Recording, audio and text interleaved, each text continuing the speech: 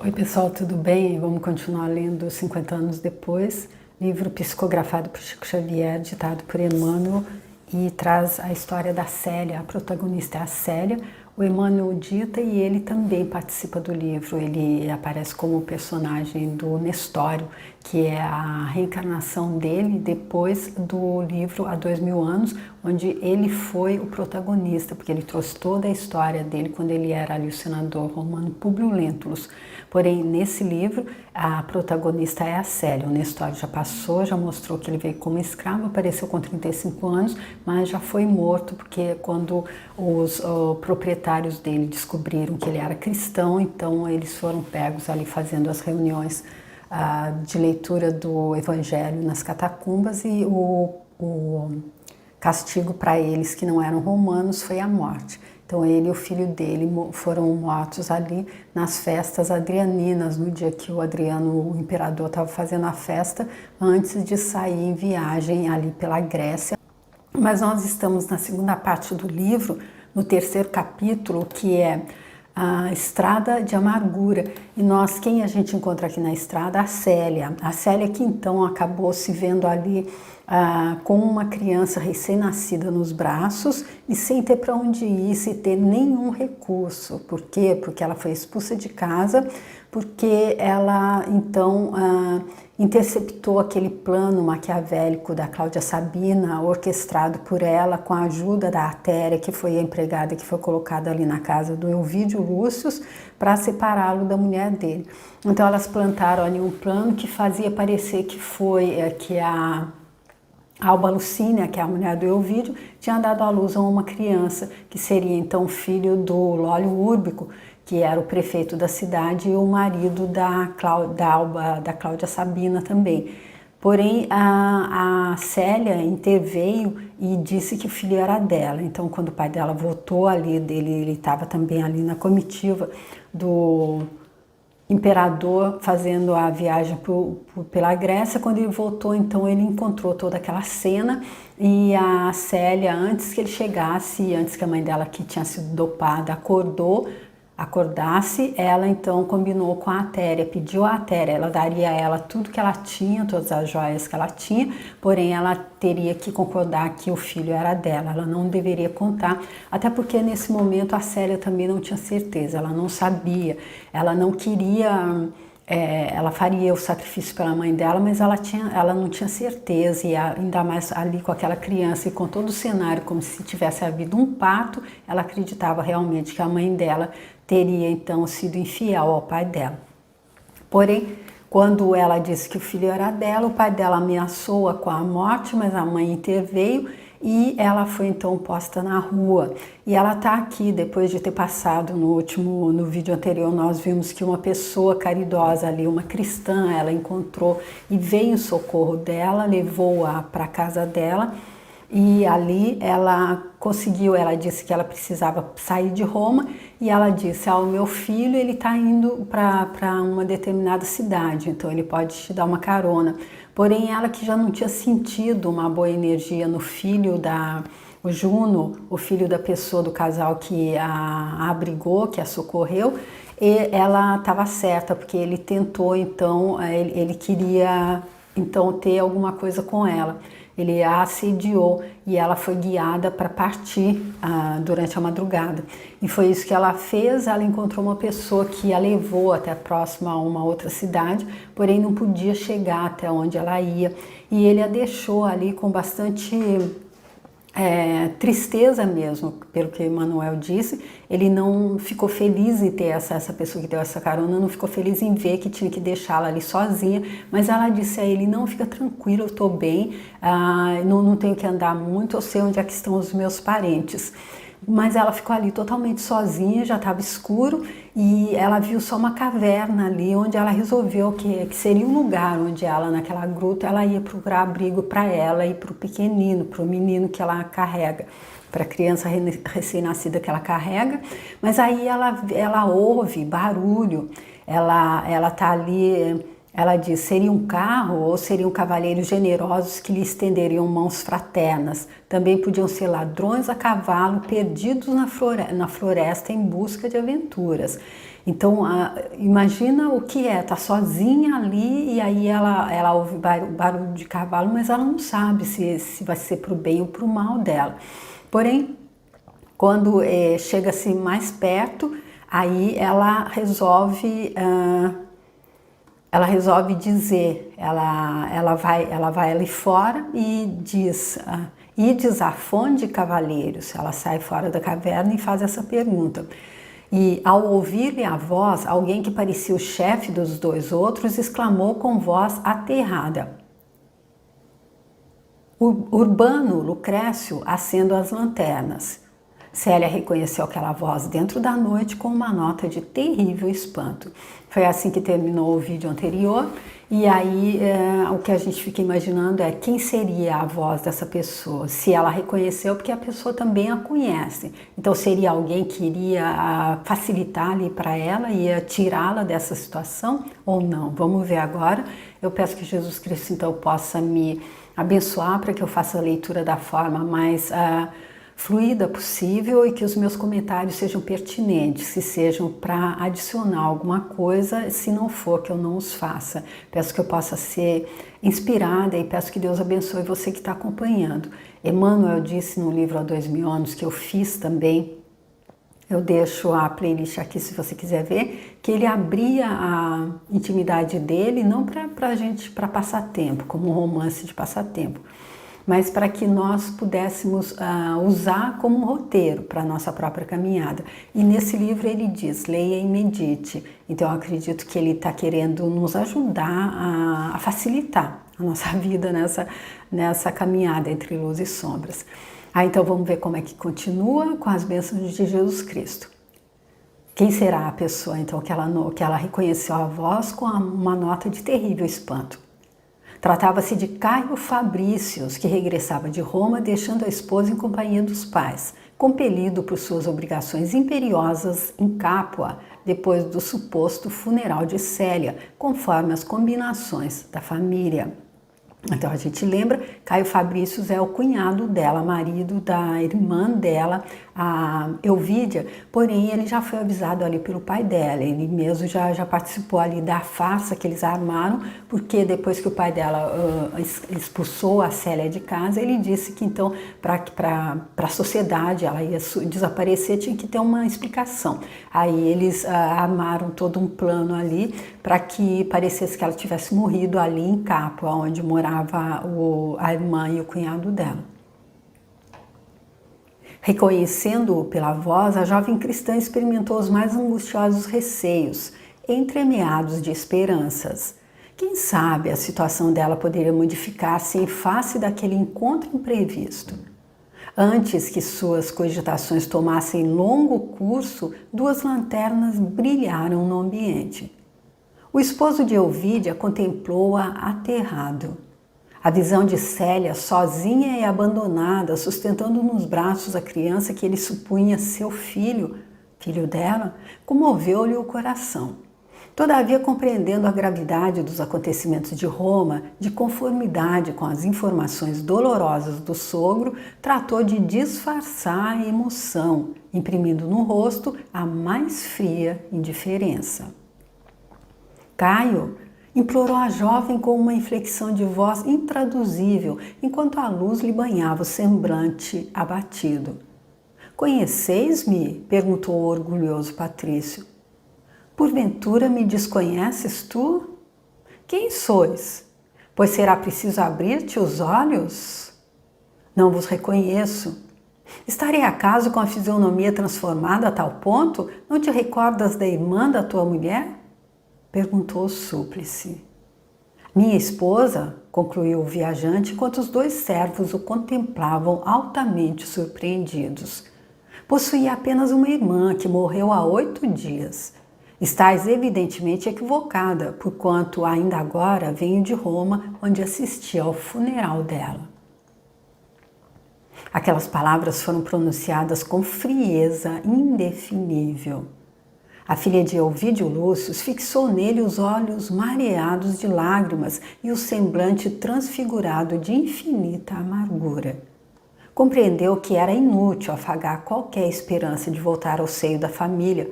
para todos os efeitos, estava morta e para sempre. Figurou-se-lhe acordar mais intensamente para a sua realidade dolorosa, mas, sentindo que alguém lhe amparava o espírito em tão angustioso transe, exclamou: compreendo. E aqui então a gente vê que ela está sendo, a Célia foi expulsa de casa ali, só com o nenenzinho recém-nascido no colo, sem um centavo, ela guardou só aquela pérola que o pai dela tinha trazido da Grécia ali de presente para ela. Mas eu não acredito que ela vá negociá-la, então ela não tem recursos, não tem nada, e ela sente, ela não se sente, ela não se revoltou contra Deus, contra Jesus Cristo. Ela disse naquele momento na casa dela que ela escolheria Jesus Cristo, e ela sabe que ela está sendo guiada. E Deus então usa as pessoas para nos ajudar. Deus pode, Ele é onipresente, é onipotente, é onisciente, tudo está em Deus, então ele poderia até se materializar Ele próprio e fazer o que deve ser feito, mas faz parte dessa forma que a gente vai galgando. Então Deus, olha, você faz aquilo, faz esse servicinho aqui para mim agora, que vai ali, ponto para você. Aí o Caio, agora ele teve essa grande oportunidade. Ele teve essa oportunidade de estar, porque o primeiro sentimento que ele teve foi de compaixão, que é tudo que eu acredito que é esperado da gente, compaixão. Aí ele teve, ainda que não fosse uma pessoa que ele conhecesse, ali no meio do mato, à noite, com todos os perigos que o Emmanuel já disse que seria possível, malfeitores, animais ferozes, os lobos ali uivando ao entorno, ainda que não fosse uma pessoa quem são meus irmãos, quem é minha mãe, ainda que não fosse uma pessoa que ele conhecesse, uma pessoa da família, ele podia ter levado até a próxima cidade, ter colocado em um lugar mais seguro. Porém, ele não podia fazer isso porque ele estava acompanhado. Talvez se ele estivesse sozinho, ele estava acompanhado ali dos 2 funcionários. E aí não podia, se ele dissesse sim, Célia, nós acabamos de fazer de conta que você tinha morrido. Aí ia ficar mal para a família, não ia dar certo. Mas ele não precisava ter feito isso. Ele podia ter dito: não te conheço. Você deve estar enganado e dizer aos funcionários: essa senhora a gente não conhece, mas é uma pessoa, uma mulher sozinha com uma criança nessa situação, a gente não vai deixar aqui sozinha.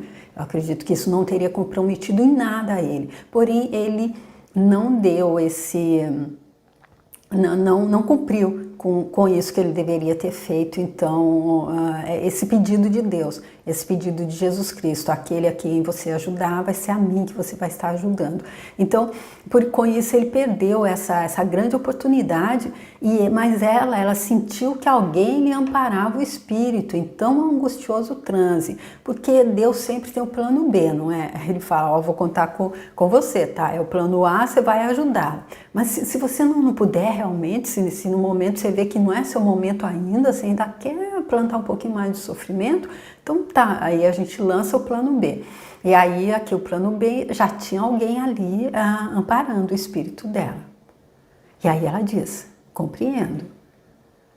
O esposo de Ovídia, contudo, aparentando máxima frieza e de modo a não trair seus sentimentos diante dos servos, replicou: Senhora, se vos valeis desse expediente para obter o dinheiro preciso às vossas necessidades, eu vou-lo dou de bom grado.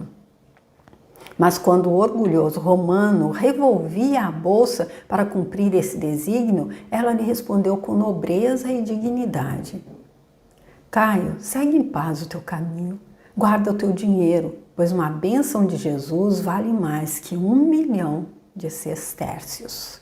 Uau! Ponto para ela. E nota vermelha para ele, porque aqui o que ele fez? Ele ia dar dinheiro para aliviar a própria consciência, porque dar dinheiro para ela nessa condição, ela ia poder ir ali na beira, na porta da gruta e chamar um táxi, ou não tinha jeito. O máximo que podia, se ele desse dinheiro para ela, é se viesse os malfeitores, ainda iam levar o dinheiro e tudo mais, se não levasse a própria vida dela. Então, ele fez para tentar acalmar a própria consciência, porque ele sabia, ele negou o próprio sentimento, ele negou a consciência dele, dizendo, olha, é hora de você dar seu testemunho, é fácil, é tranquilo, nem precisa se envolver, mas não deixa uma pessoa nessa situação. E ainda que ele a conhecia, porém ela deu, eu acredito que ele deve ter bem sentido ali o que é que ele estava plantando naquele momento. Extremamente confundido, o marido de Ovídia recolheu a bolsa, dirigindo-se contrariado aos servidores nestes termos: apaguem as lanternas e prossigamos a viagem. Aqui é o ego, é o orgulho tomando frente da nossa centelha divina, da nossa consciência ali dentro, falando uma coisa e a gente fazendo outra.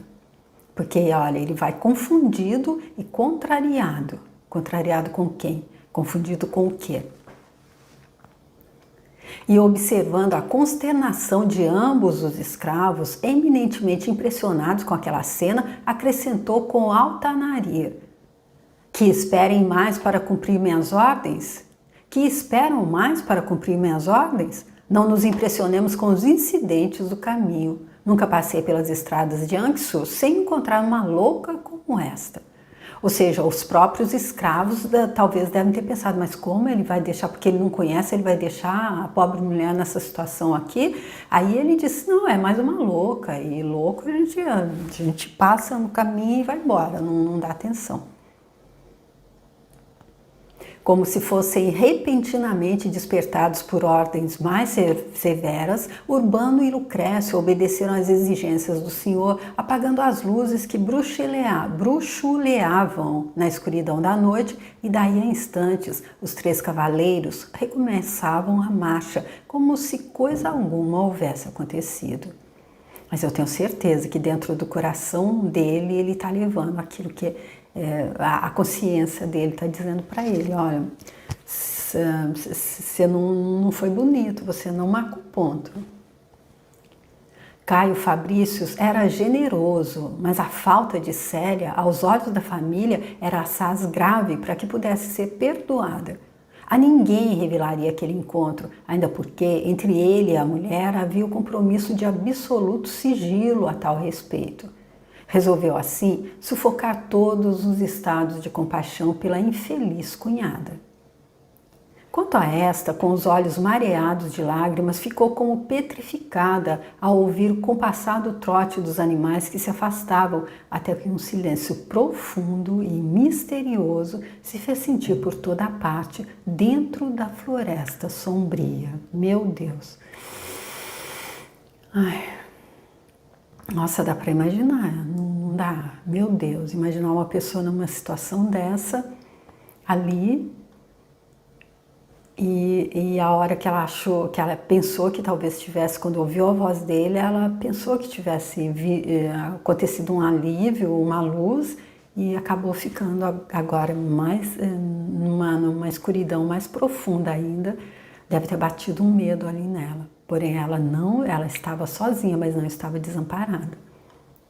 Vendo que Caio se afastava, teve ímpetos na sua fragilidade feminina de suplicar o auxílio dele, rogando-lhe a caridade de conduzi-la até o povoado de Fonde, onde, por certo, encontraria alguém que a abrigasse por uma noite. Todavia, permaneceu muda, como se a insensibilidade do cunhado lhe houvesse enregelado a própria alma. Porque aqui, como ele queria tá tirando um pouco ali do peso da consciência, ele podia ter dito a ela, então eu te levo até ali a próxima cidade, né? Já que você não quer dinheiro, e os escravos não iriam até ter uma melhor imagem dele, acredito também. Não precisava se trair, dizendo que ele conhecia ela, mas enfim, tinha que ser dessa forma, lógico. Chorou longamente, misturando em orações as lágrimas amargas de olhos fitos no céu, onde apenas lucilavam raras estrelas. A passos vacilantes, voltou à gruta selvagem que a natureza havia edificado. Lá dentro, acomodou a criança da melhor maneira e entrou a meditar amargamente. Os ventos do Lácio começaram a sussurrar uma sinfonia triste, estranha, e de longe em longe, até os ouvidos dela, chegavam os ecos dos lobos selvagens ululando na floresta. Meu Deus!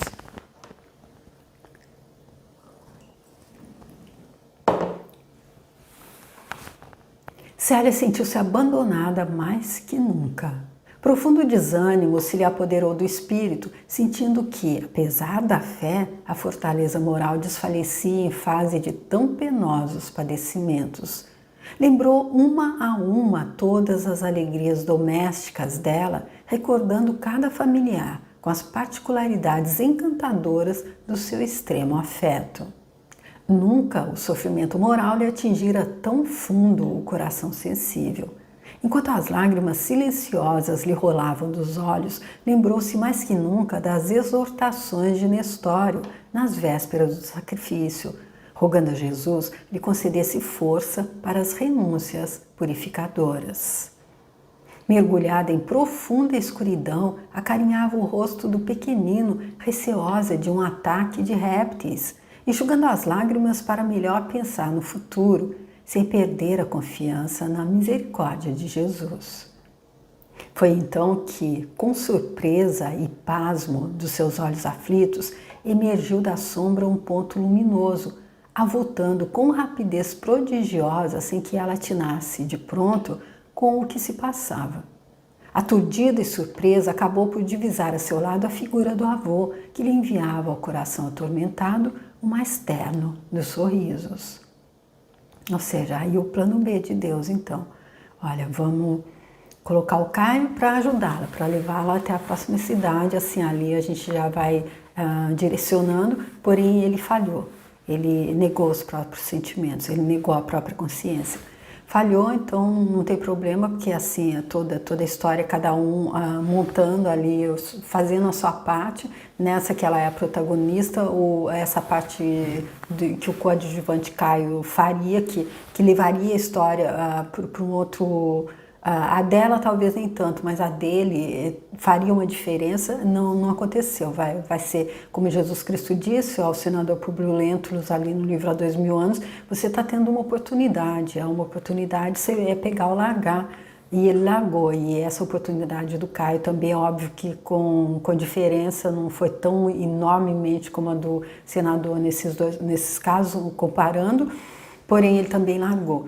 E aí Deus lança o plano B, que é então fazer com que a figura do avô dela apareça ali, e ela, como a gente já viu que ela é uma médium vidente, ela viu ali, ela enxergou ali no dia da passagem do avô dela também, quando ela até conversou com Nestório em pensamento, e aí então ela viu aqui a figura do avô, ela não sabe ali, então talvez se fosse uma visão ou como é que estava acontecendo assim, ela não atinava de pronto com o que se passava, porém ela via ali, ela divisava a figura do avô dela, ao lado dela, o Quinéio Lúcius. Tamanha era a amargura dela, tanto o fel do coração angustiado, que não chegou a manifestar a menor estranheza. Dentro das claridades da fé, recordou imediatamente a lição evangélica das aparições do Divino Mestre a Maria Madalena e aos discípulos, estendendo para o avô os braços ansiosos. Para o espírito dolorido dela, a visão de Quinéio Lúcius era uma bênção do Senhor aos seus inenarráveis martírios íntimos. Quis falar, mas ante a figura radiosa do velhinho bom, a voz morria ali na garganta sem conseguir articular uma palavra. Todavia tinha os olhos aljofrados de pranto, ou cheios de pranto, cheios de lágrima, né? E havia no rosto uma tal expressão de sublimidade que dir-se-ia mergulhada em profundo êxtase. Célia, sussurrou o espírito carinhoso e benfazejo, Deus te abençoe nas tormentas aspérrimas da vida material. Feliz de ti que elegeste o sacrifício como se houvesses recebido uma determinação grata do Mestre. Não desfaleças nas horas mais amargas, pois entre as flores do céu há quem te acompanhe os sofrimentos, fortalecendo as fibras do teu espírito desterrado. Jamais te suponhas abandonada, porquanto do além nós te estendemos mãos fraternas. Todas as dores, filhinha, passam como a vertigem dos relâmpagos ou como os véus da neblina desfeitos ao sol.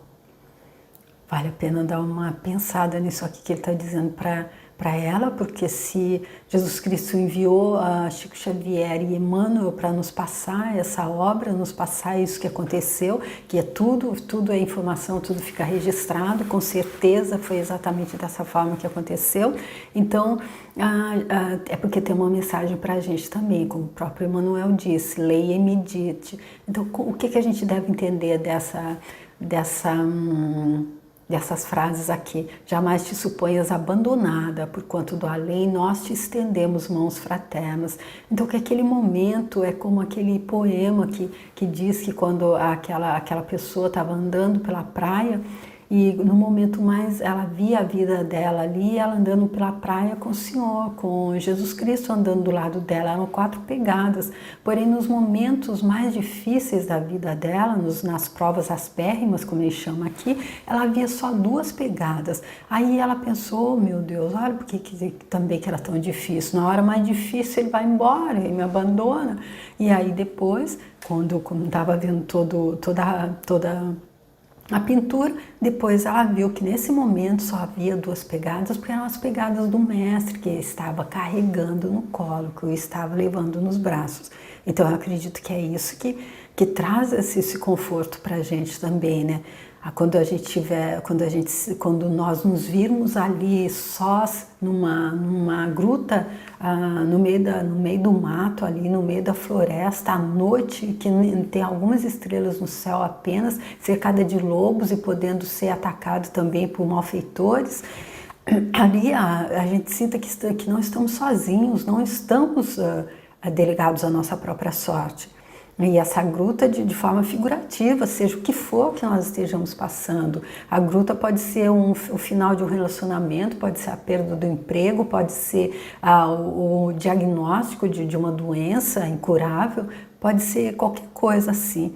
Mas aí se a gente tem essa certeza de que não estamos sós, e aí ele diz também, todas as dores passam como a vertigem dos relâmpagos ou como os véus da neblina desfeitos ao sol.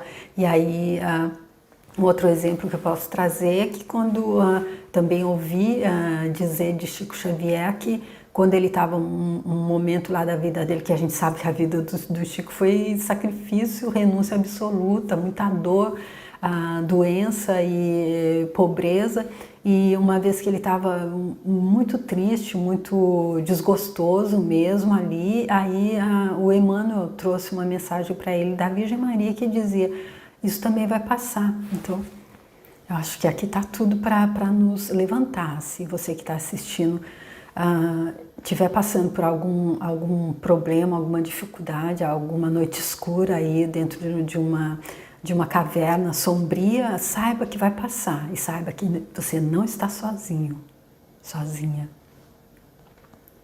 Só a alegria é perene, só a alegria alcança a eternidade. Realizando-nos interiormente para Deus, nós compreendemos que todos os sofrimentos são vésperas divinas do júbilo espiritual nos planos da verdadeira vida. Por quê? Por que ele fala assim, eu acredito? Porque a verdadeira vida é a vida que a gente tem como seres infinitos divinos, seres espirituais que somos, e não essa passagem terrena como seres humanos que estamos. Conhecemos a intensidade dos teus padecimentos, mas coerente com a tua fé, conserva o pensamento sempre puro.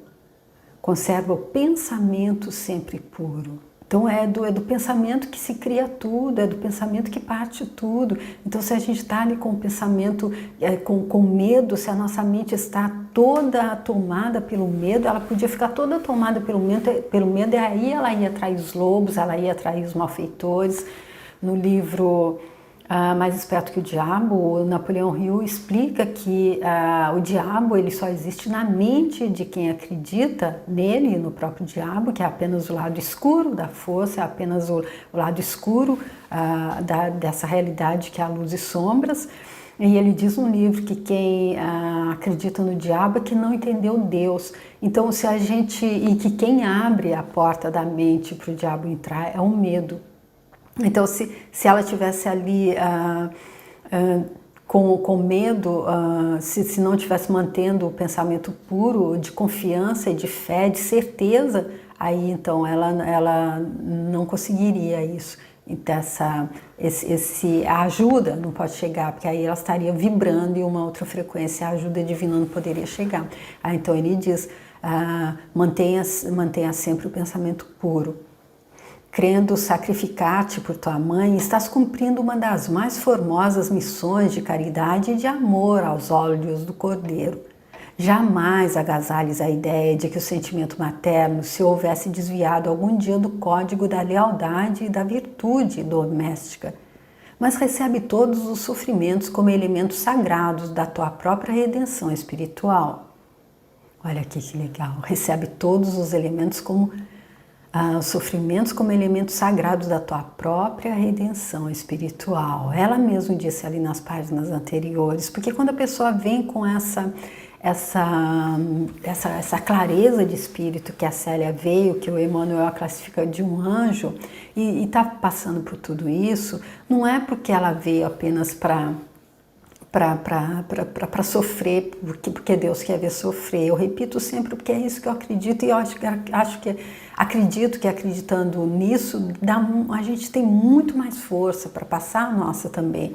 Então, esse sacrifício que ela está dando, esse sofrimento que ela está passando, ele está explicando, olha, a sua mãe não fez, esse menino não é filho da sua mãe, porém, o que você está fazendo recebe todos esses sofrimentos como elementos sagrados da tua própria redenção espiritual, ou seja, não é castigo de Deus, é apenas Deus permitindo que ela se limpe, depois de ter se mergulhado na lama, como o próprio avô dela fala em passagens anteriores desse livro.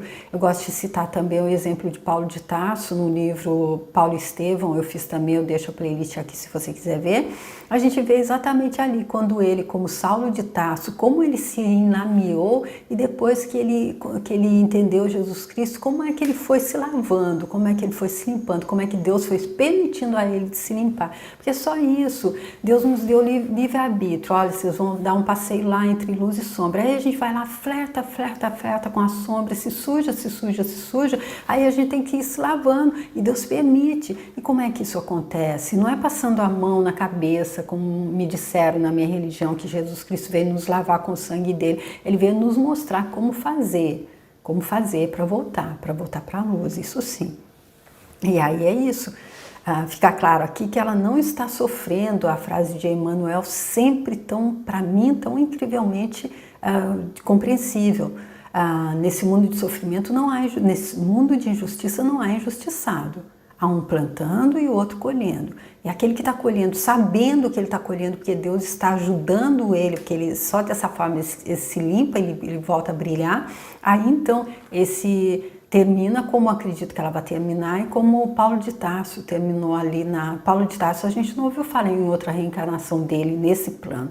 Por quê? Porque não foi mais necessário. Já o senador Públio Lentulus, do livro Há 2000 anos, sim. E como ele se reencarnou como um escravo. Tua mãe nunca faltou à fidelidade conjugal e o teu espírito de abnegação e renúncia receberá de Jesus a mais farta messe de bênçãos. Ouvindo aquelas palavras que lhe caíam como bálsamo divino no coração desalentado, a filha de Ovídio deixava que as lágrimas de conforto íntimo lhe rolassem das faces, como se o pranto somente lhe pudesse lavar todas as amarguras. Ela identificava o avô carinhoso e amigo ali ao lado dela, como nos dias mais venturosos da existência. Nimbado de uma luz suave e doce, que Neo Lúcio sorria-lhe com a benevolência de coração que sempre lhe demonstrara. Escutando-lhe a revelação da integridade moral da genitora, Célia reconsiderou as ocorrências dolorosas do lar. Bastou que esboçasse tais pensamentos sem exprimi-los verbalmente para que a respeitável entidade espiritual a esclarecesse nestes termos. Filha, não cogite senão de bem cumprir os desígnios do Senhor a teu respeito. Não permita que teus pensamentos voltem ao passado para se eivarem de aflições e amaritudes da vida terrestre. Não queiras estabelecer a culpa de alguém ou apontar o desvio de quem quer que seja, porque há um tribunal de justiça incorruptível que legisla acima das nossas frontes. Para ele não há processos obscuros nem informações inexatas. Se essa justiça sublime determinou a tua marcha pelos carreiros da calúnia e do sacrifício, é que essa estrada conviria mais ao teu aperfeiçoamento e às fórmulas de trabalho que te competem. Ou seja, aqui, quando ela soube que a criança não era filho da mãe dela, então ela já atinou, olha, então teve uma armação, porque ela chegou ali e tinha como se tivesse acontecido um parto. E quem estava ali? A artéria, sim, então ela já podia ir puxando tudo, mas então eu sou uma vítima, se não era filho da minha mãe, eu também não... Aí ele dizendo, não, olha, se há uma justiça divina, porque quem imagina que a artéria ela vai ficar ali no sítiozinho que ela tanto quis, por isso ela fez essa coisa horrível e depois ainda acabou recebendo de 3 pessoas, ela fez por dinheiro apenas, que para ela passou, coitada, quanta dor quanta lama ela colocou em cima dela para se limpar, para se lavar depois. Mas Deus vai conceder a ela essa oportunidade, é evidente. E aí, aqui ele diz a ela, saiba que há um tribunal de justiça incorruptível, que legisla acima das nossas frontes. Ou seja, que a gente não precisa julgar, não cabe a nós julgar. E também que não cabe a nós dizer, mas então não precisava ter sido assim, eu não precisava estar passando por tudo isso. Aí ele diz, se isso aconteceu, porque essa estrada conviria mais ao teu aperfeiçoamento e às fórmulas de trabalho que te competem. Ou seja, dessa forma que você vai se lavar da melhor forma possível, dessa forma que você vai sair cheirosa. Se não fosse assim, você ia se lavar um pouco, mas o cabelo ia ficar meio sujo, ia sair com um pouquinho de... não ia sair perfumada, eu acredito.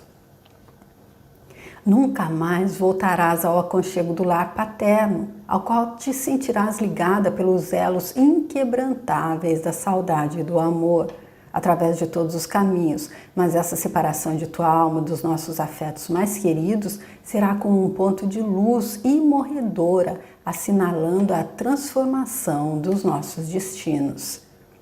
Teu sacrifício, filhinha, há de ser para todo sempre um marco renovador de nossas energias espirituais no grande movimento das reencarnações sucessivas, em busca do amor e da sabedoria, ampliando os meus recursos para regressar às lutas terrestres. Abençoa a tua dor, porque a tua renúncia é grande e meritória aos olhos de Jesus. E aí, então, ele dizendo a ela que o sacrifício dela, como a gente está tudo ligado, eu me limpando, eu ajudo o outro a se limpar também. Eles dois ali juntos, ele de um lado, ela do outro, ele ajudando ela ali porque Deus não quer ninguém, a ajuda vem. Ele nos dá a oportunidade de nos limpar e manda alguém trazendo sabonete, manda alguém que traz a toalha, manda alguém... ligar ali a luz para que a água saia quentinha. É muito bom a gente entender dessa forma, muito bom mesmo. Foi aí que ela, conseguindo romper as emoções que a asfixiavam, exclamou com voz amargurada e dolorida: mais do que as palavras, meu coração, que o vosso espírito pode perscrutar, pode dizer-vos da minha alegria e reconhecimento. Protetor e amigo, guia desvelado de minha alma, já que vindes das sombras do túmulo para trazer-me as mais consoladoras verdades, ajudai-me a vencer nos embates dolorosos da vida. Animai-me, inspirai-me com vossa sabedoria e o vosso amor compassivo. Não me deixes desorientada nestas penhas escabrosas. Avô, meu coração tem andado triste como esta noite, e o desalento e a amargura clamam no meu íntimo, como os lobos ferozes que uivam nestas selvas. Doravante, porém, saberei que vos tenho junto a mim.